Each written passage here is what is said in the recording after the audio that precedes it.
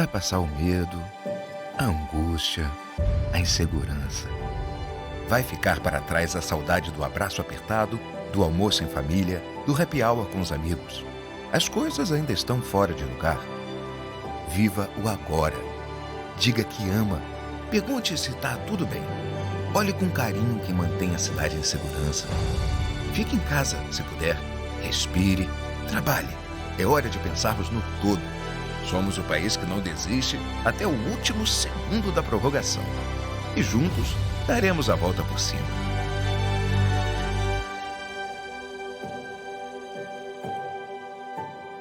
Tudo isso vai passar.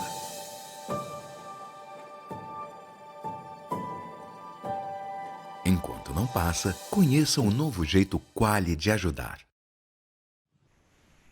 Boa tarde a todos.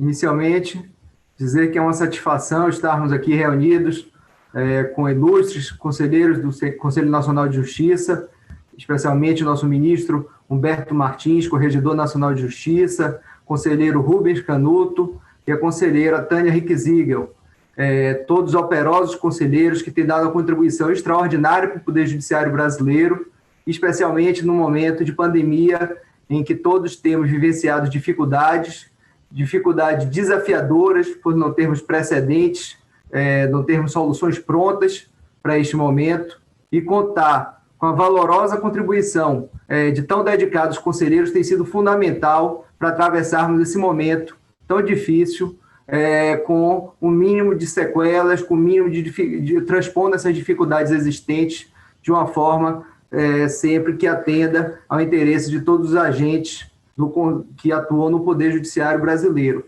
E com esse espírito, inclusive, o presidente Toffoli, no dia 16 de março, instituiu pela Portaria 53 um grupo de trabalho sob a presidência do nosso ministro Humberto, e a partir daí o CNJ, além de todas as atividades que já vinha desempenhando, tem um grupo de trabalho focado em pensar atos normativos, e já são cerca de 2 dezenas de atos normativos, entre resoluções, recomendações, portarias, para pensar como lidar com esse momento tão difícil do Poder Judiciário. Então, sem maiores delongas, eu passo a palavra ao ministro Humberto Martins, que, como disse, é ministro do Superior Tribunal de Justiça, presidente eleito, inclusive, do Tribunal da Cidadania, que em breve nos deixará aqui para assumir essa missão tão honrosa. Também Corregedor Nacional de Justiça, membro do Conselho de Orientação Jurisprudencial de Direito Civil, da Thompson, e coordenador da coluna de Direito Civil atual da revista Consultor Jurídico.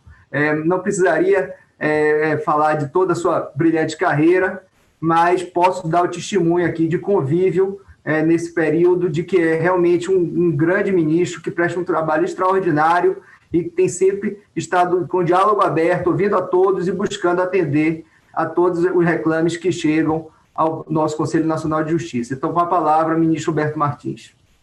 Quero agradecer inicialmente ao conselheiro Godinho pelas palavras elogiosas e fruto da nossa amizade, do nosso companheirismo, inclusive dos nossos tempos de Ordem dos Advogados do Brasil, quando eu tive o prazer e a honra de presidir a Ordem dos Advogados Seccional de Alagoas por 2 mandatos. Também quero desejar aos meus queridíssimos amigos Rubens Canuto e a desembargadora Tânia as minhas homenagens e dizer que é uma grande alegria participar ao lado de 2 grandes e eminentes conselheiros do Conselho Nacional de Justiça que têm prestado relevantes serviços não só à magistratura, mas, sobretudo, à cidadania brasileira. E eu quero, inicialmente, agradecer o honroso convite para participar deste primeiro encontro, deste primeiro Congresso Digital Covid-19, do Conselho Federal da Ordem dos Advogados do Brasil, e registro meus cumprimentos ao presidente nacional da OAB, Felipe Santa Cruz, a quem eu estendo a todos os presidentes de ordem, a todos os conselheiros federais, a todos os advogados e advogadas, e também os estagiários e estagiárias da Ordem dos Advogados do Brasil e a todos que participam deste encontro, deste congresso. Eu queria destacar a todos os participantes de que, neste momento, o ordenamento jurídico nacional enfrenta uma necessidade premente de reger as novas situações advindas da pandemia da Covid-19, de modo, assim, a prevenir e, ao mesmo tempo, evitar o colapso dos poderes e das instituições, bem como proteger a vida, a saúde e as expectativas legítimas dos cidadãos brasileiros. Quero também destacar que, para o Judiciário, é sabido que os momentos de crise implicam, na verdade, sempre um maior número de ajuizamento de demandas, mas se trata também de um período de aprendizado, de um período de soluções. E é com esse ânimo, com esse espírito, que devemos orientar o nosso trabalho na atual situação, principalmente neste momento de crise que nós vivemos, de ansiedade com a Covid-19. Em linhas gerais, creio que, no tocante a esta pandemia e também no pós-pandemia, o Poder Judiciário brasileiro deve agir e agir sempre, principalmente em 3 frentes. A primeira delas, poderia dizer, minimizar os efeitos da judicialização advinda desta crise da pandemia. O segundo ponto seria oferecer aos cidadãos o mais amplo acesso à justiça neste momento de dificuldade. E terceiro ponto, terceira frente, trabalhar com vistas ao funcionamento e aos resultados eficientes para a adequada prestação jurisdicional, contando para isso não apenas com nossas forças habituais, mas também com o auxílio dos demais operadores do direito e dos meios consensuais de soluções de controvérsias.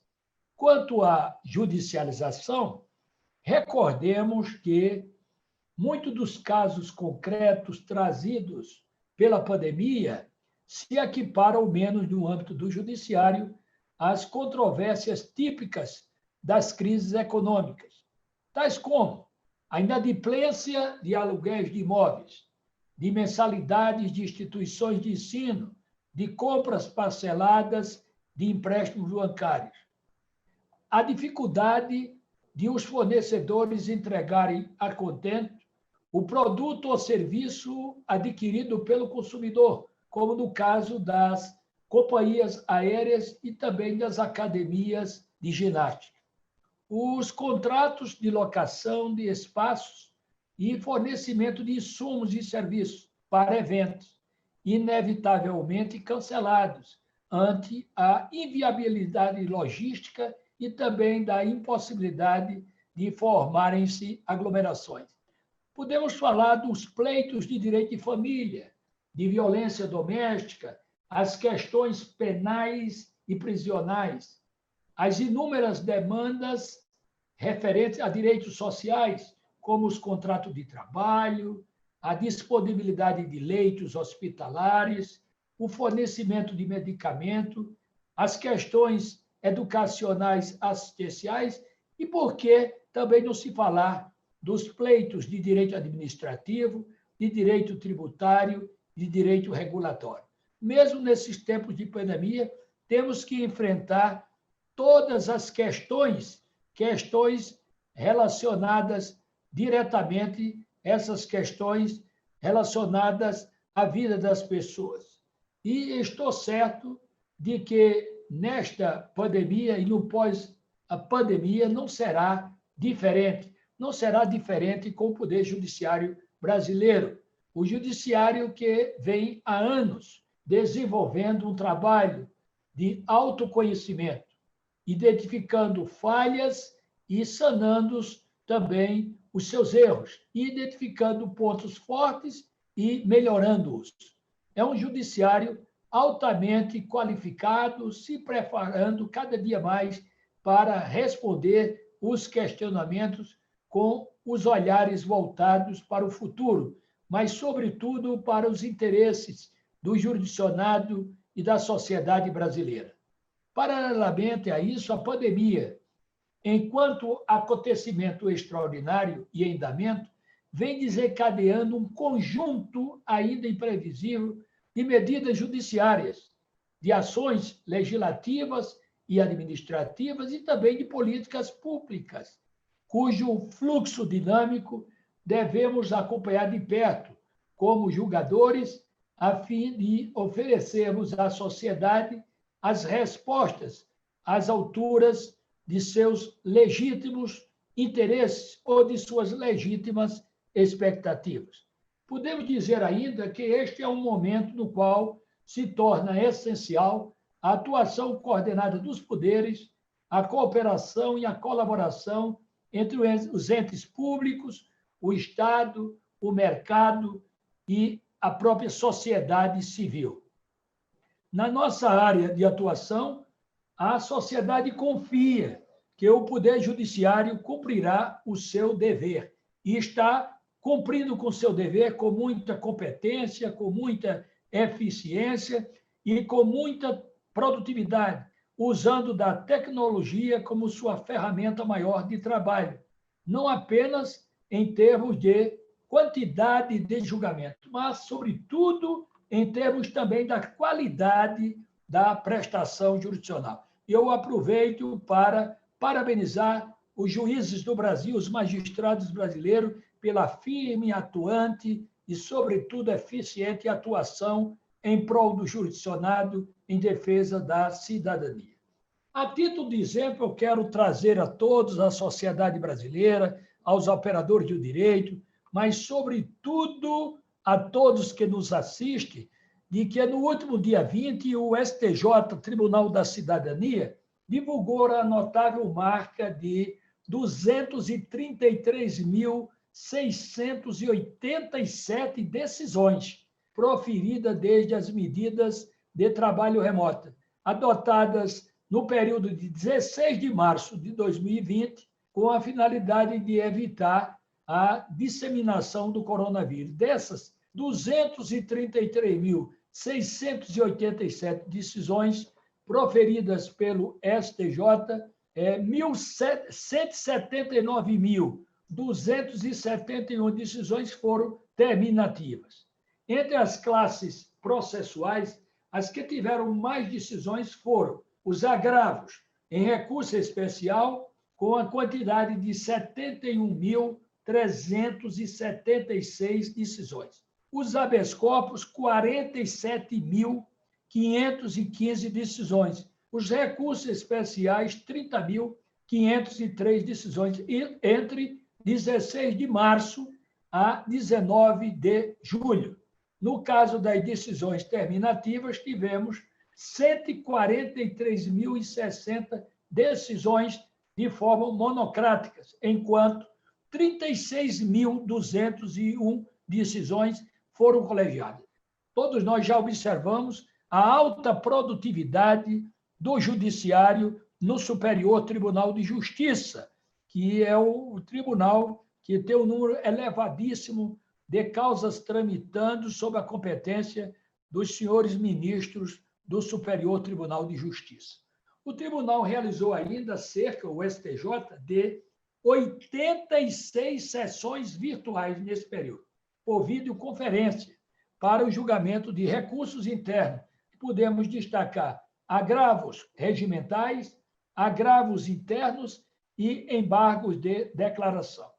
Isso, na verdade, é uma prova de que, apesar da emergencial e extraordinária necessidade de funcionamento remoto e por videoconferência, o judiciário tem conseguido se suplantar no número de julgados, na prestação jurisdicional e também na promoção do acesso de todos à justiça. É um momento, portanto, de nos valermos dessa capacidade de trabalho e dessa experiência, acrescentando a elas o aprendizado e atualização tecnológica adquirida nesses últimos meses, de modo a renovarmos nosso compromisso. Compromisso com a justiça, com o trabalho e com o cidadão. Um ponto que merece ser reiterado diz respeito à garantia do acesso do cidadão à justiça nesse momento gravado por complexidade, o que hoje temos procurado suprir por um funcionamento diuturno, pelos atendimentos eletrônicos e remotos e pelo retorno gradual e seguro de nossas atividades presenciais, sempre contando com as recomendações e as orientações do Conselho Nacional de Justiça, sob o comando seguro, firme, determinado, transparente e do diálogo permanente com os conselheiros do ministro Dias Toffoli, presidente do Supremo Tribunal Federal, e do Conselho Nacional de Justiça.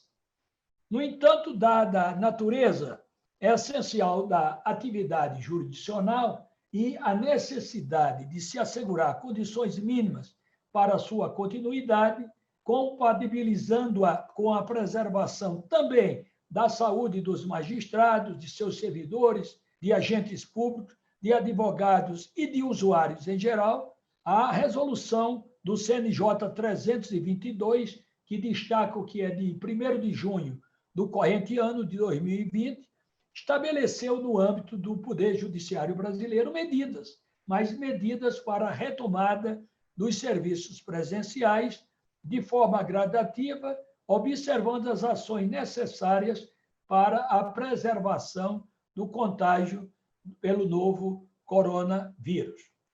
Recordamos que essas competências que foram delegadas pelo Conselho Nacional de Justiça, sempre observando os regramentos do Ministério da Saúde. Também, ademais, na prática, alguns estados federados e municípios vêm relativizando as regras do isolamento social, enquanto outros entes encontram maiores dificuldades e veem a necessidade de lockdown. Isso, inclusive, serviu de base numa decisão de uma ação direta de inconstitucionalidade, a 6.343, no Supremo Tribunal Federal, na sessão plenária de 6 de maio de 2020, entendendo, ao deferir a medida cautelar, entendendo que estados e municípios, no âmbito de suas competências e em seu território, podem adotar medidas de restrição à locomoção intermunicipal e local durante a pandemia.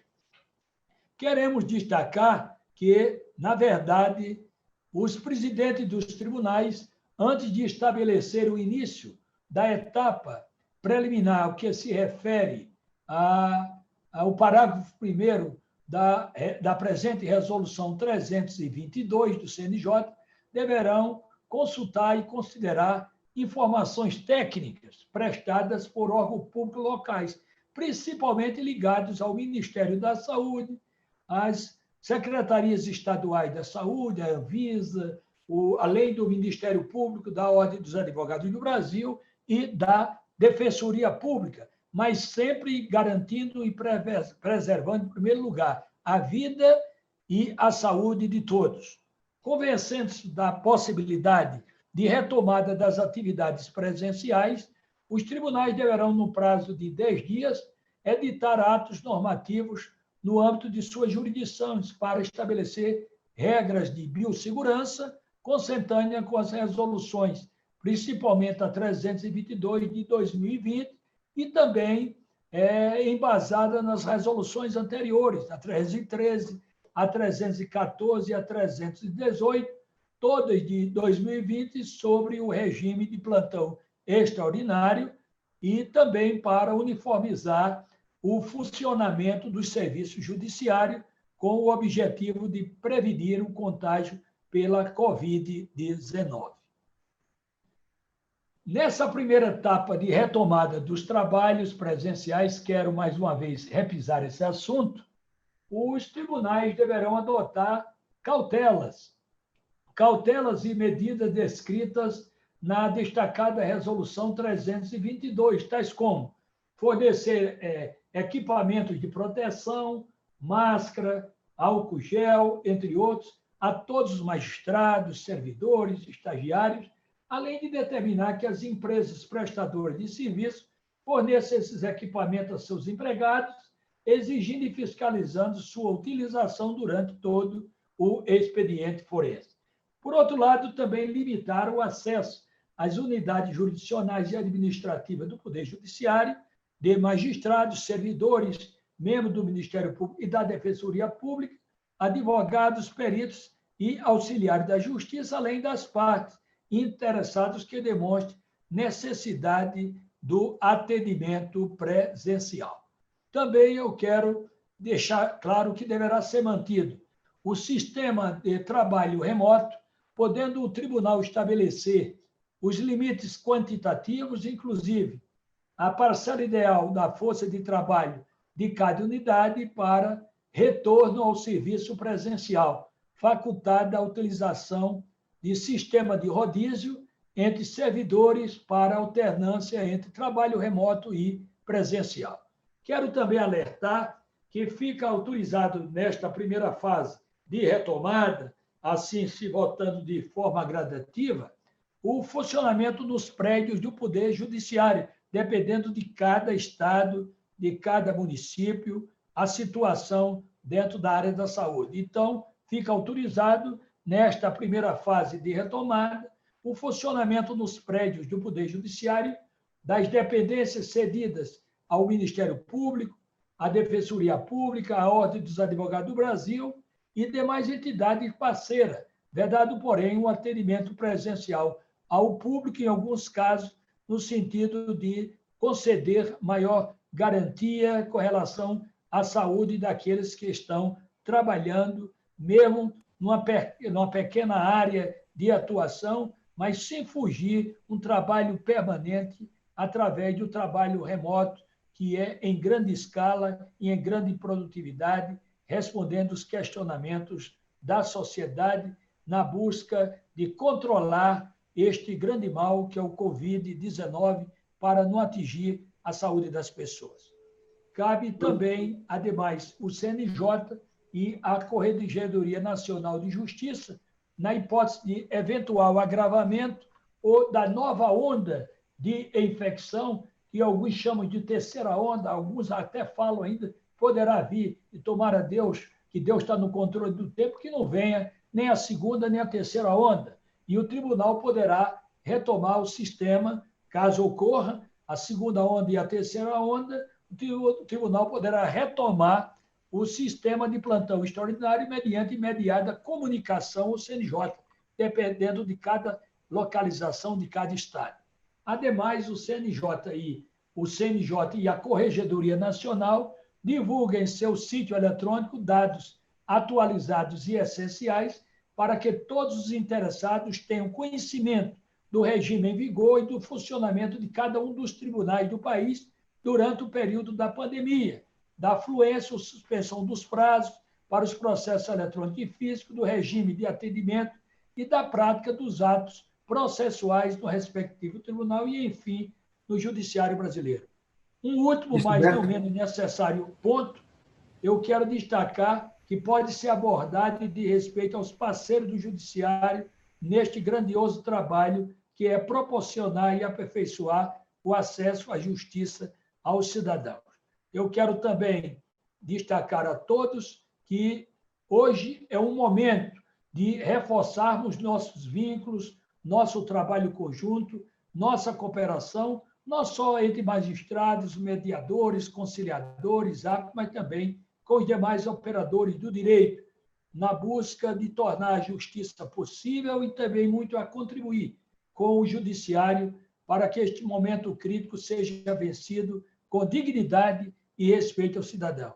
Estamos todos sob um fundamento de ordem superior, que é a pacificação social, e na redável da humanização e da facilitação dos meios pelos quais esses conflitos serão resolvidos. Aos magistrados, advogados, promotores de justiça, defensores públicos, mediadores geral e toda a sociedade, estejamos unidos na fé e na esperança, bem como preparados para muito trabalho que, tenho dito, não obstante a quantidade, deverá conservar a qualidade de sempre e até mesmo ser aperfeiçoada. A presença física do juiz é necessária.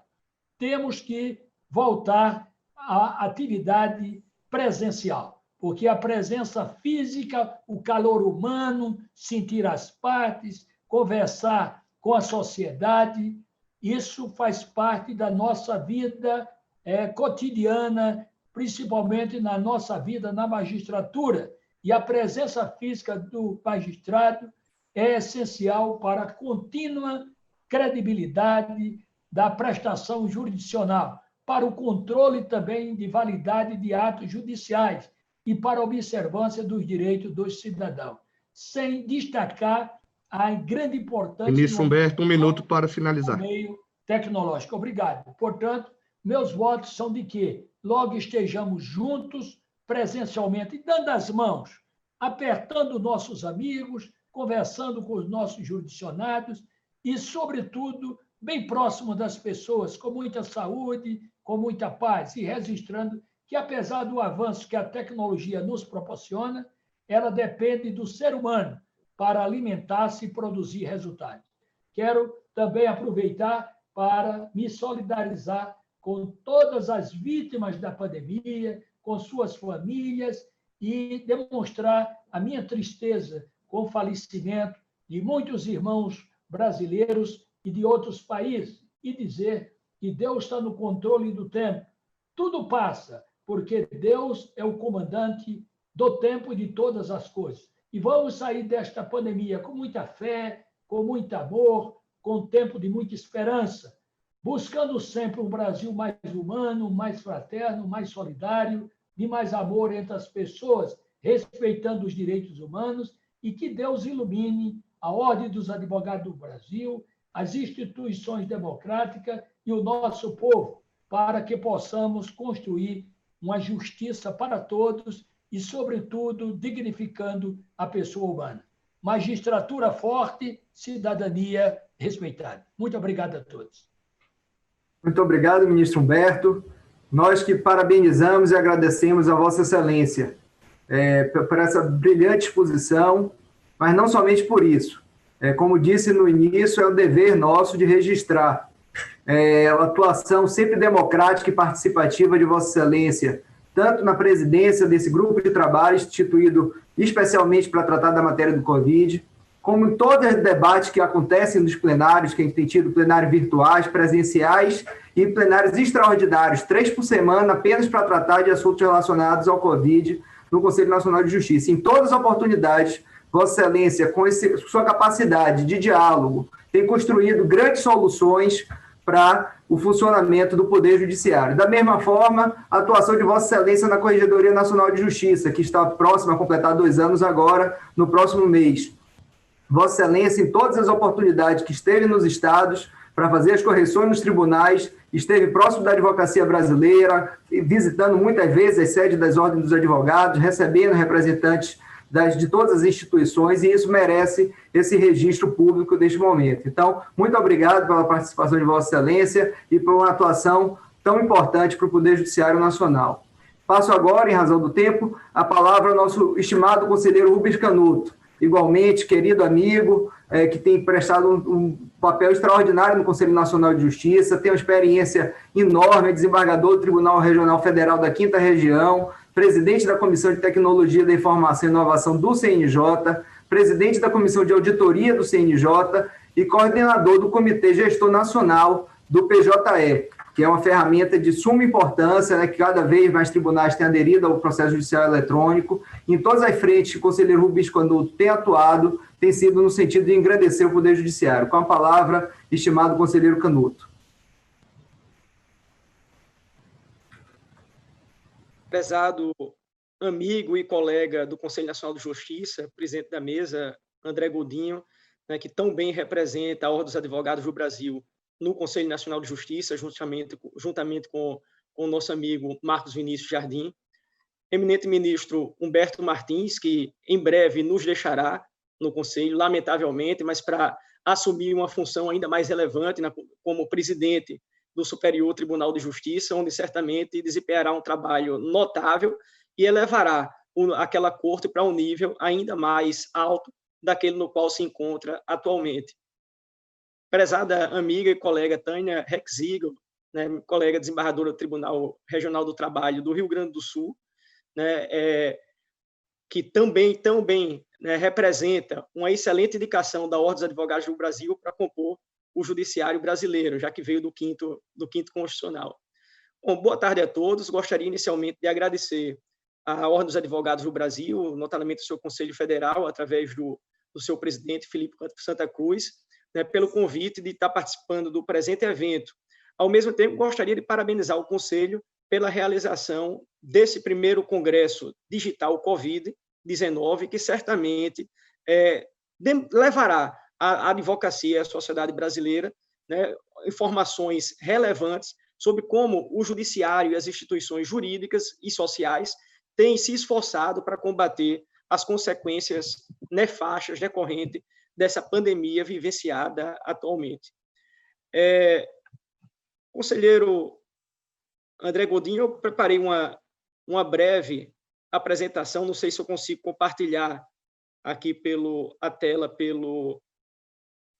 Inicialmente, eu acho que é importante destacar que o Conselho Nacional de Justiça, tão bem capitaneado pelo nosso querido ministro Dias Toffoli, presidente do Supremo Tribunal Federal, tem se esforçado bastante em elaborar e adotar práticas, né, que se mostrem eficientes no sentido de manter o trabalho e o funcionamento da justiça, apesar de todas as restrições à circulação e ao contato pessoal que têm sido decorrentes da nova Covid, né, dessa pandemia decorrente da Covid-19.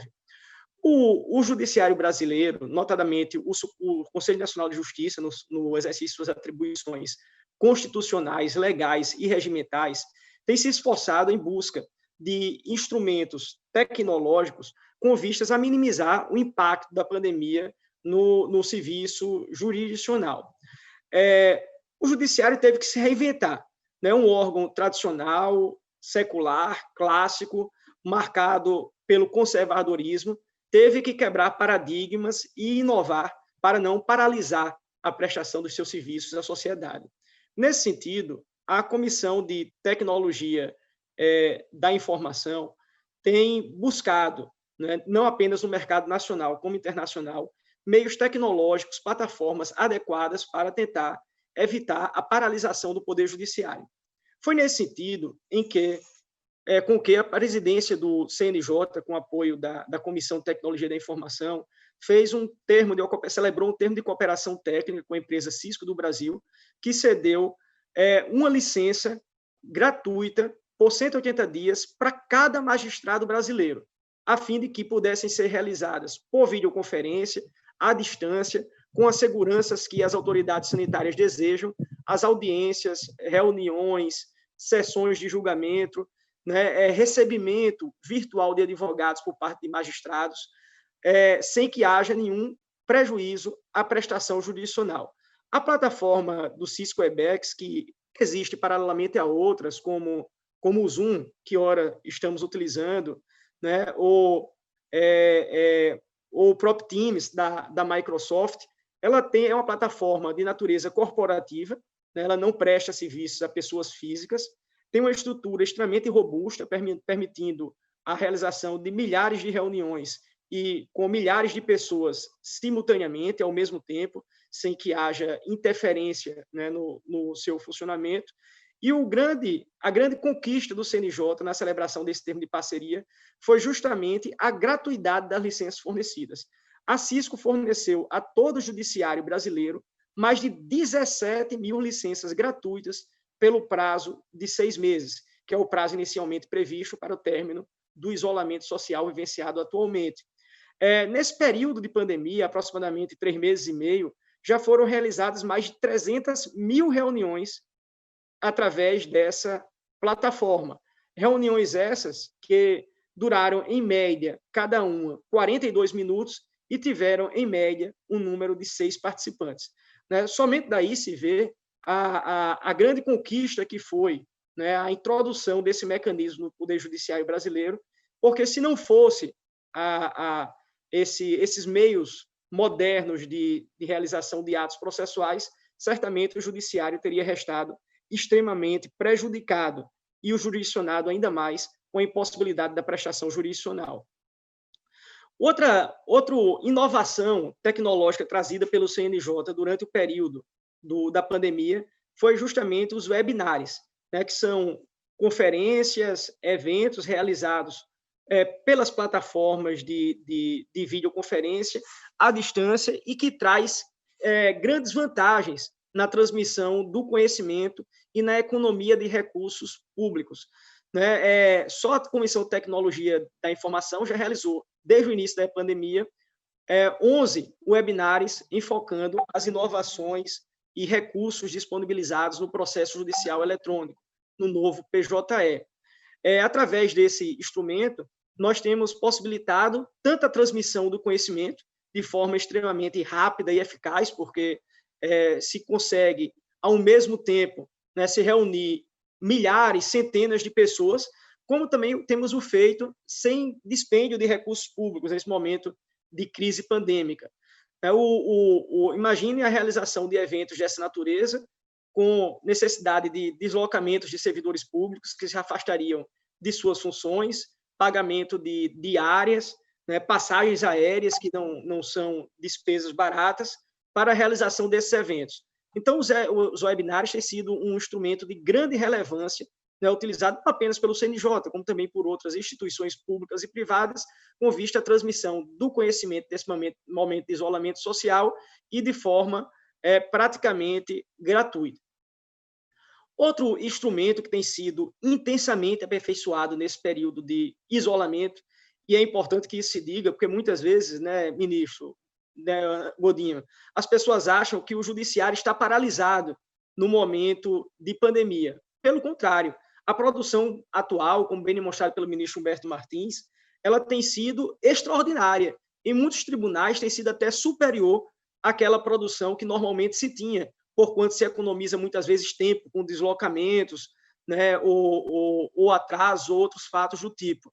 Né? Então, a produção tem sido extraordinária. E, nesse sentido, o PJE ele tem ganho uma nova cara, uma nova feição. Quem conhece o PJE antigo, e eu conheço bem porque sou usuário do processo judicial eletrônico na versão mais antiga, que é implantada no meu tribunal, o Tribunal Regional Federal da 5ª Região, e na versão mais moderna, que está em desenvolvimento no âmbito do Conselho Nacional de Justiça, em cooperação com diversos tribunais do país. O PJE atual ele tem uma grande vantagem que facilitará demasiadamente a adesão dos tribunais, que é justamente a sua plataforma sob a forma de microserviços. Enquanto o PJ antigo consistia-se num sistema monolítico, onde você não poderia mexer no código-fonte do sistema sem alterar ou com o risco de prejudicar outras partes do mesmo sistema, as quais não se pretenderia modificar, o PJI, enquanto sistema de microserviços, ele permite uma maleabilidade infinitamente maior. Eu tenho comparado, ministro Humberto, o PJE novo, sob a forma de microserviços, a smartphones, né? iPhone ou smartphone da Samsung, quem utiliza. Quem compra um equipamento dessa natureza recebe um aparelho com alguns aplicativos básicos, como discador, agenda, um navegador de internet, né? Mas, ao mesmo tempo, você recebe o aparelho numa plataforma única e comum para todos. Você pode, ao seu desejo, baixar aplicativos nas lojas respectivas, a Apple Store ou o Google Play, né? E se baixa aplicativos de acordo com o interesse de cada um. Pessoas ligadas ao mercado financeiro baixam aplicativos destinados a esse fim. Pessoas que gostam de redes sociais baixam aplicativos referentes às redes sociais. Quem troca mensagem, um baixa o WhatsApp, o outro baixa o Telegram, o outro baixa o Signal, de acordo com o seu próprio desejo.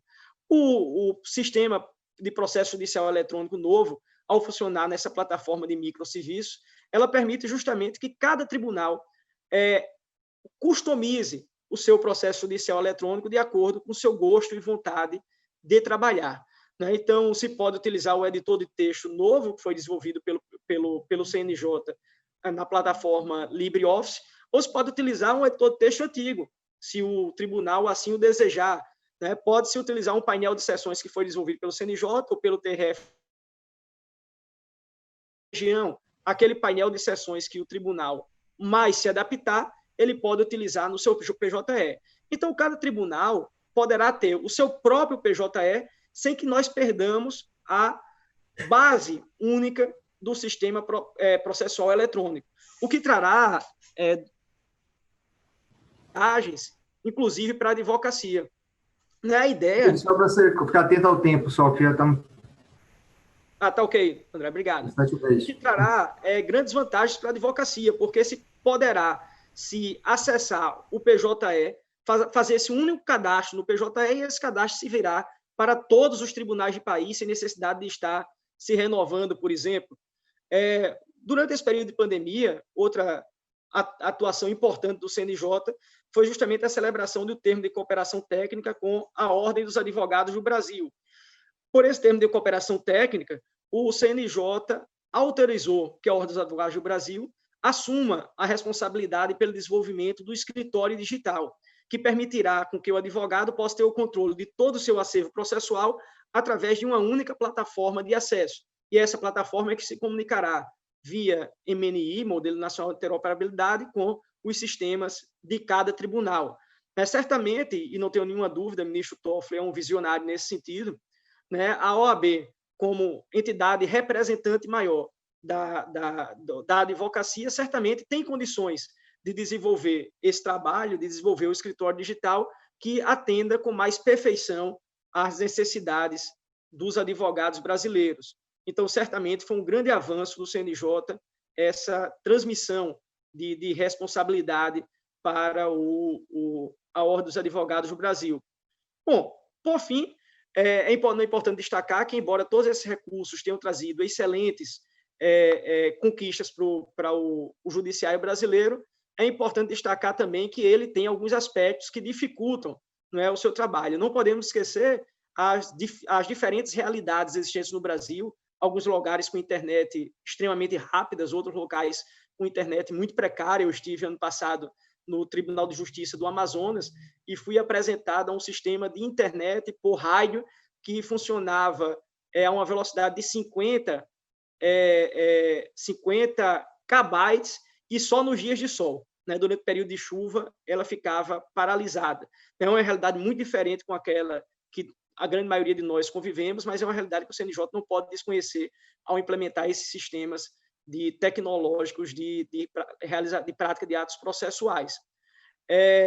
Por fim, só para finalizar, um aspecto de muita relevância agora nesse período foi justamente a realização e a possibilidade, a autorização do CNJ para que os magistrados realizassem seus trabalhos em home office, né, sem prejuízo da prática dos atos processuais e dos atendimentos, inclusive, aos advogados. Quanto a isso, há um ponto só de ser destacado por fim, conselheiro André, que é justamente uma resolução, uma proposta, né, de recomendação que está em julgamento no plenário virtual desta semana, né, no sentido de tornar obrigatório para os tribunais a instituição de meios tecnológicos, notadamente de audiovisuais, por videoconferência, para que os magistrados sejam obrigados a atender os advogados direta e telepresencialmente, sem intermédio de interposta pessoa.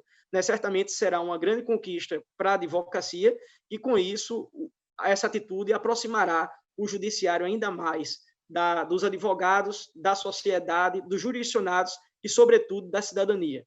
Gostaria de agradecer mais uma vez o conselheiro André Godinho e pedir desculpas, né, pelo avançar do tempo.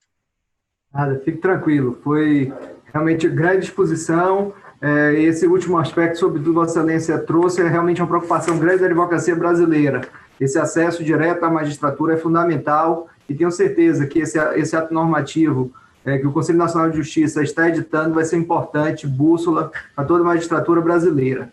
Em razão do horário também, vou ser bastante sucinto, apresentar também a nossa desembargadora Tânia Hick-Ziegel, desembargadora federal do trabalho do Tribunal do Rio Grande do Sul, presidente da Comissão Permanente de Comunicação do Poder Judiciário, coordenadora do Comitê Gestor Nacional de Enfrentamento e Exploração do Trabalho em Condições Análogas à Escravo e o Tráfico de Pessoas. Ela que realmente tem sido uma das grandes conselheiras, que vem engrandecer muito o colegiado com sua experiência vasta, inclusive honrando o quinto constitucional da advocacia no Tribunal do Trabalho do Rio Grande do Sul. Então, com a palavra, estimada conselheira e amiga Tânia Hick-Ziegel.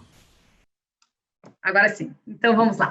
Quero agradecer as gentis palavras do conselheiro André Godinho, saudar o ministro Humberto Martins, saudar o conselheiro Rubens Canuto, colegas de trabalho no CNJ. Dizer para mim, para todos, que é uma satisfação enorme estar participando desta conferência, principalmente porque sou oriunda da casa, fui diretora da Escola Nacional no Conselho Federal em meados de 2007, então sempre muito bom retornar à casa.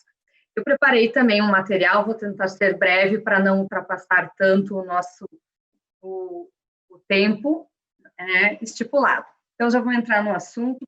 Eu vou fazer um pouco uma explanação das resoluções e dos atos publicados pelo CNJ nesse período. Como o ministro Humberto já falou anteriormente, o primeiro ato foi a Portaria 53 de 2020, que instituiu o Comitê para Acompanhamento e Supervisão das Medidas Preventivas ao Contágio pelo Novo Coronavírus. Este comitê, sempre pautando pelo espírito democrático do Poder Judiciário, foi composto por conselheiros, dos quais eu, o ministro Humberto é o presidente, o conselheiro André Godinho também, o conselheiro Rubens Canuto fazem parte, além de nós conselheiros, alguns servidores do CNJ, representantes do Conselho Federal e das associações nacionais de magistrados, como a AMB, a Matra e a JUF fazem parte do nosso comitê. Agora quem quer passar sou eu, e agora não estou conseguindo passar. Vamos ver se eu consigo passar. Vou passar assim. Tá bom. Logo após, então, a resolução do CNJ número 313, de 18 de março de 2020, foi a partir dos debates do comitê que essa resolução foi instituída no dia 18 de março de 2020, com as principais regulamentações sobre o trabalho remoto, destinado e intitulado como plantão extraordinário, no qual suspendeu os prazos processuais até 30 de abril de 2020 em todos os processos judiciais e administrativos em trâmite por meio físico e eletrônico, ressalvada a prática de atos de urgência, com a vedação à realização de qualquer ato processual presencial, exemplo, audiências e sessões de julgamento. Esse foi a nossa resolução 313. Destinação de recursos provenientes às condenações em processos penais. Na resolução também 313, ela estava prevista no artigo 9º que os tribunais deveriam disciplinar a destinação de recursos provenientes do cumprimento de pena, de prestação pecuniária, transação penal, suspensão condicional do processo nas ações criminais, priorizando a aquisição de material e equipamentos médicos necessários ao combate do coronavírus do Covid-19, a serem utilizados por profissionais da saúde.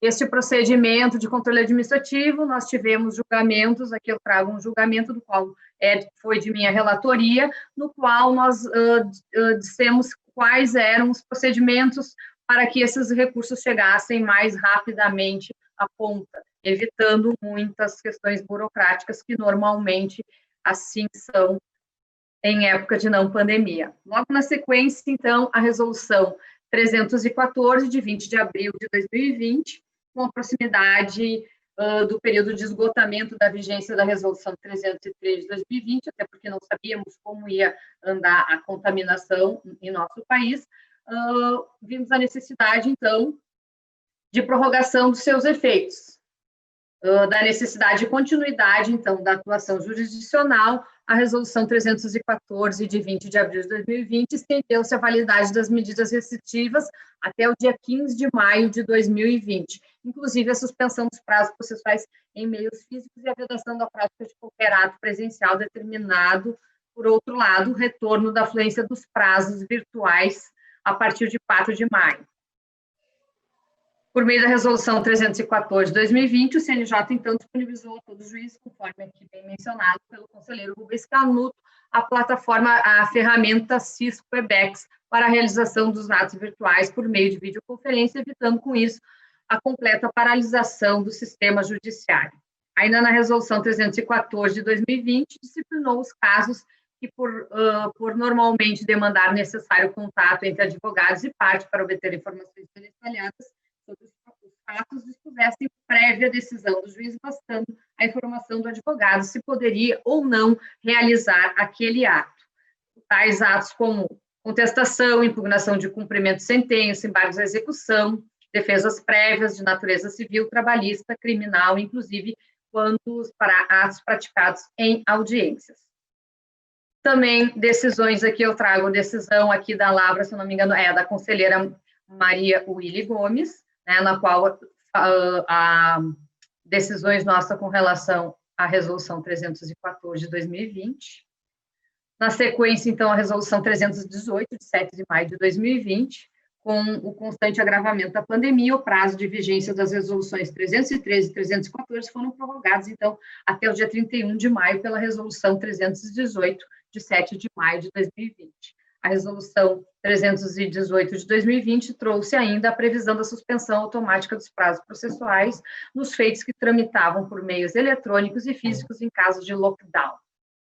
Estou passando rapidamente para não tentar estourar o prazo. Então, aqui também uma decisão nossa, minha, com relação à Resolução 313, 314, 318 de 2020, quando chegamos à Resolução 322, de 1º de junho de 2020.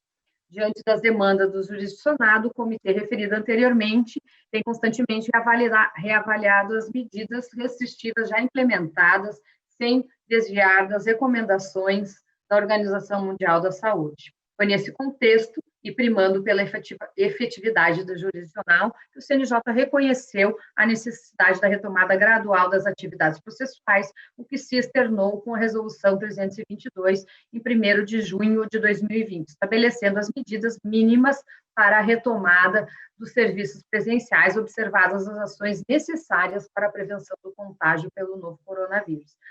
Aqui eu trago para vocês algumas as determinações para isso: equipamentos de proteção, medição de temperatura, uso de máscara, gel. Então, nas resoluções, no nosso site do próprio CNJ, estão disponíveis todas essas resoluções, das quais eu acabo de mencionar para vocês. Brevemente, aqui a última consulta feita, estou correndo agora, vi aqui a mensagem, uma consulta feita, inclusive, pelo TJ aqui do Rio Grande do Sul, para entender, para ver da possibilidade, se não conseguisse cumprir todos os requisitos que tinham sido impostos pela nossa Resolução 322 de 2020, mas na qual o nosso plenário entendeu que sim, é obrigado que tenham, sim, os tribunais com as exigências mínimas estabelecidas, que aquelas exigências estabelecidas na Resolução 322 eram as condições mínimas para a retomada das atividades nos fóruns pelo Brasil. Então, por certo que esse momento é de proporções muito pouco antes vista por todos, né? Exige ponderação no restabelecimento das atividades, e tendo isso em consideração, que o CNJ permanecerá atento às necessidades do sistema judiciário, sempre observando o espírito democrático entre as instituições, dialogando com advogados, membros do Ministério Público e associações representativas. Eu deixo aqui, então, foi um pouco corrido, mas a nossa preocupação e o compromisso de estar sempre atento do CNJ com as questões que envolvem o jurisdicionado e a todos que buscam a nossa justiça do nosso país. E agradecer e dizer muito obrigada, e acho que consegui cumprir dentro do prazo previsto. Muito obrigada, conselheiro. Com certeza, uma grande apresentação, e agradeço também essa atenção para cumprirmos exatamente o tempo do painel. Agradeço, conselheira Tânia, o seu desempenho, aqui várias decisões suas aqui referidas, que têm engrandecido realmente a atuação do nosso Conselho Nacional de Justiça nesse momento tão difícil. Saudando a todos, eu acho que estamos apenas nós, saindo do lado. Mas, enfim, Mas realmente certo. agora dar um abraço fraterno a cada um e agradecer essa oportunidade aqui de estarmos juntos. Tá bem, tá bem. Saudades de vocês todos. É verdade. A gente pode se ver assim, mas fico com saudades da convivência. do Pois carinho. é. Estamos Mas em aqui breve. aguardando essa oportunidade de sessão presencial efetiva, né? E o ministro Humberto não nos abandone, hein? Né? É verdade. Ministro Humberto, não nos abandone, hein? O senhor tem que ir lá, continuar indo nos visitar, hein? Também não me abandone. Aí não, não vou. Prometo que não. Saudades de vocês. Se a gente agendar com 15 dias de antecedência, consegue ser recebido pelo eu acho que você vai passar 15 dias, mas 15 dias dentro do gabinete. Tá bem, vamos vê-los. Acho que deu certo, pelo menos, tá bom? 100%. Muito obrigado a todos. Tá bom, tchau, meninos. Tchau. Tchau, tchau.